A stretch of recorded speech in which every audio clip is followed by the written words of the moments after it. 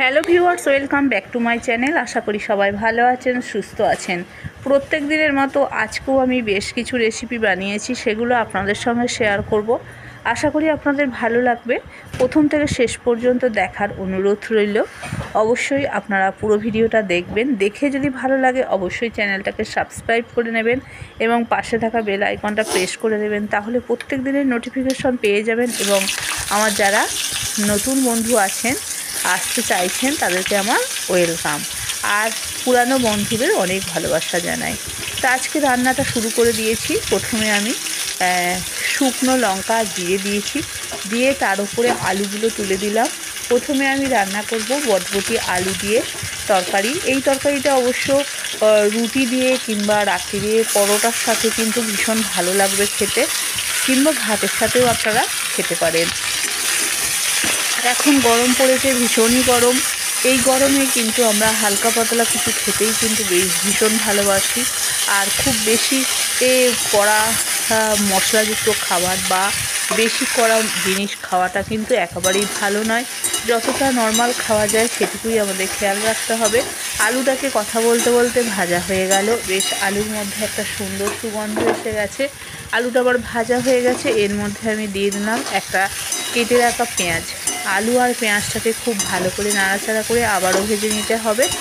আর বন্ধুরা, এই বটবটি আলুর তরকারি কিন্তু আমি ভীষণ খেতে ভালোবাসি, যে কোনো জিনিসের সাথেই, যেমন পরোটা, লুচি আর রুটি তো খুবই ভালো লাগে, আর তার সাথে বা ভাতের সাথে। এখন আমি বটবটিগুলোকে ভালো করে কেটে রেখেছিলাম, এই বটবটিগুলোকে আমি দিয়ে দিলাম আলুর ওপরে। কারণ বটবটি ভাজতে বেশি সময় লাগে না, সঙ্গে সঙ্গেই ভাজা হয়ে যায়, সেই জন্য এটাকে শেষে দিলাম। আলুটাকে কিন্তু আগে ভেজে নিতে হবে। তরকারি যদি পাওয়ারফুল টেস্টফুল করা যায় তাহলে কিন্তু একটু ভাজার দরকার হয়। আমি তো প্রথমে একটু ভাজা করে নিই। আর আপনারা কীভাবে রান্না করেন অবশ্যই কমেন্টে জানাবেন। আমি এইভাবে রান্না করি। অবশ্যই এটা একেবারে ঘরোয়া রান্না, যেটা কিনা একদম নর্মাল যেটা রান্না। এটা হচ্ছে কিছুটা আমি আলু দিয়ে দিলাম, দিয়ে আর কিছুটা লবণ দিয়ে দিলাম। লবণ দিলে সবজিটা আরও তাড়াতাড়ি ভাজা হয়ে যাবে, তাই লবণ দিয়ে আবারও এটাকে নাড়াচাড়া করলাম। দিয়ে এটাকে খুব ভালো করে ভেজে নিয়ে আবার ওপর থেকে হলুদ দিয়ে দিলাম হাফ চামচ। হলুদ দিয়ে আবারও কিছু নাড়াচাড়া করব। হলুদ আর লবণ যেহেতু দিয়ে দিয়েছি, এটা কিন্তু ভাজা হতে আরও তাড়াতাড়ি সময় হয়ে যাবে, তাই এটাকে খুব ভালো করে নাড়াচাড়া করে নিলাম। নিয়ে এটাকে আমি এবার জল দিয়ে দেব, দিয়ে কিছুটা সেদ্ধ করতে দেব। তবে আপনাদের এই ঝোলের পরিমাণ যতটা রাখবেন সেই অনুযায়ী জল দেবেন। আমি কিন্তু একেবারে রসা রসা ভাব রাখবো, খুব বেশি জলের দরকার নেই, হালকা করে জল দেব। এটা পুরোপুরি কিন্তু আমার ভাজা হয়ে গেছে। এখন আমি এখানে কিছুটা জিরে গুঁড়ো আর ধনে গুঁড়ো দিয়ে দিলাম। আবারও এটাকে নাড়াচাড়া করে নিচ্ছি, খুব ভালো করে নাড়াচাড়া করছি। আর বন্ধুরা, এখানে কিন্তু লঙ্কা আমি ব্যবহার করছি না, কোনো রকম লঙ্কার গুঁড়ো দিচ্ছি না, কারণ এতটাই গরম পড়েছে, লঙ্কার ঝালটা কিন্তু আমরা অতটা পছন্দ করি না। যেহেতু ছোট বাচ্চা আছে তাই লঙ্কাটাকে দিচ্ছি না গরমে, কিন্তু আপনারা কিন্তু হালকা করে গরম লঙ্কা দিতে পারেন। আমি লঙ্কাটা দিয়েছি শুধুমাত্র ফোড়নে, যে লঙ্কাটা সেইটুকুই। এখন আমি এটাকে সাঁতলে নেব। কিছুটা সেদ্ধ করে নিয়ে রেখে নিয়েছি। এখানে আমি দিয়েছি আদা বাটা, আর দিয়েছি এখানে 5 ফোড়ন। 5 ফোড়ন দিয়ে এটা সম্বরে নেব। আর 5 ফোড়ন দিয়ে লাস্টে সম্বরে নিতে হয়। আদাটা আরও আগে দিলেও হতো, কিন্তু আমার তখন আদাটা বাটা ছিল না, তাই শেষে আমি বেটে কিছুটা ভেজে নিলাম। আর 5 ফোড়নের সঙ্গে আদাটাও আমি ভাজা করে নিয়েছি। খুব বেশি ভাজার দরকার নেই, তাহলে আদা কিন্তু তেতো হয়ে যাবে। তাই আমার মোটামুটি ভাজা হয়ে গেছে। আমি এবারে সেদ্ধ করা তরকারিটা এর মধ্যে দিয়ে দেব। আর লঙ্কাটার পরিমাণ কিন্তু আপনারা যেমন খাবেন সেই অনুযায়ী দেবেন। আজকে আমার এইভাবেই আমার বটবটি কড়াইয়ের তরকারি সম্পূর্ণভাবে রেডি। বটবটি কড়াই খাওয়াটা, তরকারি খাওয়াটা ভীষণই ভালো। আর এই সবজিটার মধ্যে অনেক ক্যালসিয়াম, পটাশিয়াম থাকে। অবশ্যই আপনারা সবুজ সবজি হিসাবে আপনারা খেতে পারেন, খাওয়াটা কিন্তু ভীষণই ভালো। আর বটবটি সত্যিই ভীষণ উপকার, অনেক উপকারে আসে আমাদের পুষ্টির দিক থেকে। আপনারা কিন্তু এইভাবে রান্না করে খেয়ে দেখবেন, ভীষণ ভীষণ ভালো লাগবে। আর যদি বাড়িতে পোস্ত থাকে শেষে কিন্তু এই 5 ফোড়নের সঙ্গে কিছুটা পোস্ত দিলেও কিন্তু তরকারিটা কিন্তু আরও টেস্টফুল হয়ে যাবে, বা পোস্তটা বেটে দিলেও তরকারিটা কিন্তু ভীষণ টেস্টফুল হয়। এখন আমার এটা রান্না হয়ে গেছে, এটাকে একটা জায়গার মধ্যে নামিয়ে নেব। তার রান্নাটা কেমন লেগেছে অবশ্যই কমেন্টে জানাবেন। এরপরে কিন্তু আমি রান্না করব ছোট কাতলা মাছের রেসিপি। কাতলা মাছ আমি এখানে বাজার থেকে আমি কিনে এনেছি, তাই ছোট মাছ এটা আজকে খুব একটা মাছ পাওয়া যায়নি। বেশিরভাগ আমি জ্যান্ত মাছটাই নিয়ে আসি। কাতলা মাছের পরিমাণটা বড্ডই ছোট হয়ে গেছে, তাই যেটুকু পেয়েছি সেটুকুই বাজার থেকে এনেছি। সব সময় যে বাজারে ভালো পাওয়া যায় তা নয়। তা এখন যা গরম পড়েছে, মাছ হয়তো সব দিন হয়তো ভালো পাওয়া যাবে না, তাই কিন্তু যেটুকু পেয়েছি সেটাই এনেছি। এখন দেখুন বটবটির যে রেসিপিটা বানালাম সেটা কিন্তু দারুণ লাগছে দেখতে। এই তরকারির সাথে আমরা রুটি খেতে পারি। আর এখানে দেখুন একটু বাজারের অংশ দেখাচ্ছি। বাজারে গেলাম, কিছু বাজার করে নিয়ে এলাম, তাই জন্য মাছের অংশটা মাছ কিনতে গিয়ে এই বাজারটা দেখালাম। মাছও আমাকে কিনে আনতে হয়, নিজে হাতে আমি সব কিছু করি। তা নিজে রান্না, বাজার করা, বাচ্চা সামলানো সব কিছু নিজে হাতে একা হাতেই আমি করি। আমার আশেপাশে কেউ থাকে না। তা আমি একটু হয়তো আমি ছোটো বাচ্চাদের যদি বলি ওরা হয়তো হেল্প করবে, কিন্তু আমি ওদের হেল্প করতে বলি না, কারণ ওদের লেখাপড়ার অনেক চাপ। আর এখানে দেখুন কাতলা মাছটা একটু ছোট সাইজ হোক, তবু কিন্তু জ্যান্ত ভালো মাছ।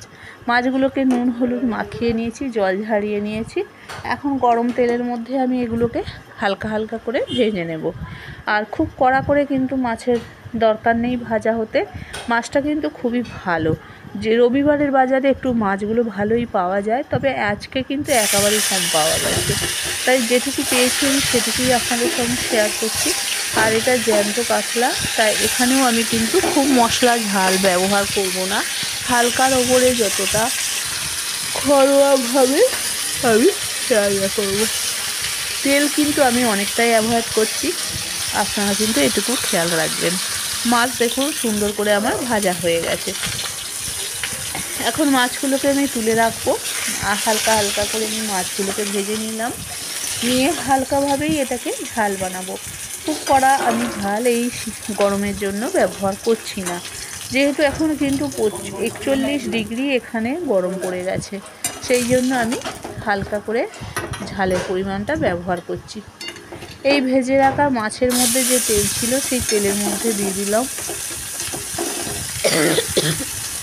একটা পেঁয়াজ দিয়েছি। পেঁয়াজটাকে আমি হালকা করে এখানেও ভেজে নেব, তবে খুব পোড়া অংশটা ভালো নয়, তাই কড়া করে ভাজার কথা বারণ করছি। হালকা করে পেঁয়াজটাকে ভেজে নিয়েছি।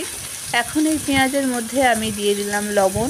লবণটা দিলে আরও তাড়াতাড়ি পেঁয়াজটা নরম হয়ে যাবে এবং খুব তাড়াতাড়ি ভাজা হয়ে যাবে।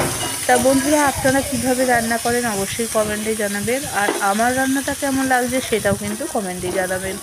আর দেখুন সঙ্গে দিয়ে দিলাম আদা বাটা। এই আদাটাকে পেঁয়াজের মধ্যে একটু ভালো করে ভেজে নিতে হবে। নিয়ে এখানে আমি একটা টমেটো কেটে রেখেছি, সেই টমেটোটা দিয়ে দেব।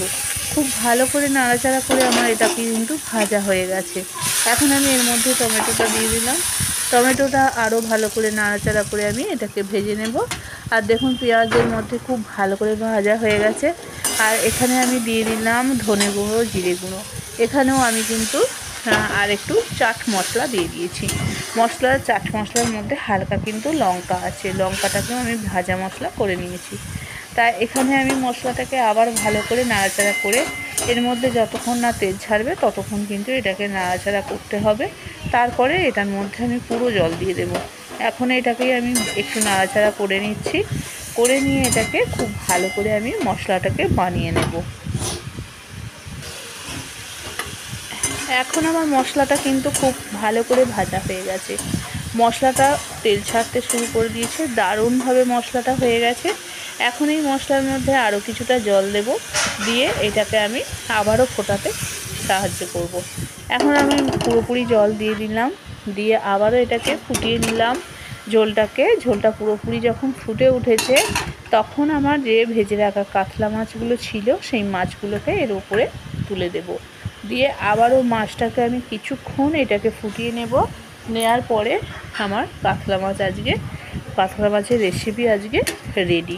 একদম ঘরোয়া সিম্পল রান্না, যে কেউ রান্না পেরে যাবেন এবং সবাই পারেন, কম বেশি সবাই রান্না করতে পারেন। আমি এইভাবে রান্না করি, আপনারা হয়তো আরও কিভাবে রান্না করেন সেটা হয়তো কমেন্টে জানাতে পারেন। এখন আমি মাছের ঝালটা সম্পূর্ণভাবে রেডি হয়ে গেছে, আমি এটাকে আবার একটা জায়গার মধ্যে নামিয়ে নেব। এইভাবে মাছের ঝাল করলে আমার মেয়ে কিন্তু ভীষণ ভালোবাসে খেতে, ভীষণ ওর পছন্দ হয়। এখন আমার কাতলা মাছের ঝাল বানানো হয়ে গেল, একটা জায়গার মধ্যে নামিয়ে নেব। আজকে এবার ভাতের মধ্যে পরিবেশন করে আপনাদের দেখাবো আমি কি রান্না করলাম। এইভাবে আমি একদম ঘরোয়া পদ্ধতি, অল্প তেল মশলা ঝাল ব্যবহার করে এইভাবে রান্না করে নিলাম। এটা সম্পূর্ণ ভাতের সাথেই আজকে আমাদের খাওয়া হবে। আর এটা আমি আপনাদের সঙ্গে শেয়ার করলাম দুটো রেসিপি। অবশ্যই আপনাদের কমেন্টে আশায় থাকবো আপনাদের কেমন লেগেছে। এখন আমি ভাতটা পরিবেশন করে আপনাদের দেখাবো। আর এখানে দেখুন বটবটি আলুর ওর মধ্যে কিছুটা জলটা টেনে নিয়েছে, একেবারে রসা রসা ভাব হয়ে গেছে, খুব জলের অংশ নেই। এই তরকারি কিন্তু ভাতের সাথেও ভালো লাগবে, রুটির সাথেও কিন্তু ভীষণ ভালো লাগবে।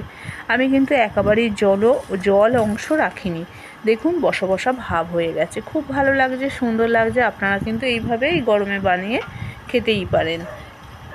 তা এখন আমি ভাত বেড়ে নিয়েছি, এখানে দেখুন সামান্য ঘি আর লেবু দিয়েছি। আর এখানে কাতলা মাছের রেসিপিটা ঝালটা দিলাম, আর বটবটি আলুর তরকারি দিলাম। সম্পূর্ণ রান্নাটা আমার কেমন লেগেছে অবশ্যই আপনাদের কমেন্টের আশায় রইলাম। আপনারা অনেক ভালো থাকবেন, সুস্থ থাকবেন। আর যারা আমার এই চ্যানেলটাকে আগে থেকে সাবস্ক্রাইব করে রেখেছেন তাদেরকে আমার অসংখ্য ধন্যবাদ। যারা নতুন বন্ধু তারা আমার চ্যানেলে অবশ্যই আসবেন, এটুকুই আপনাদের কাছে অনুরোধ রইল। এবং পুরো ভিডিওটা দেখে আপনাদের প্রতিক্রিয়া অবশ্যই জানাবেন। তা বন্ধুরা অবশ্যই ভালো থাকবেন। আজকে এই পর্যন্তই, টাটা, ভালো থাকবেন।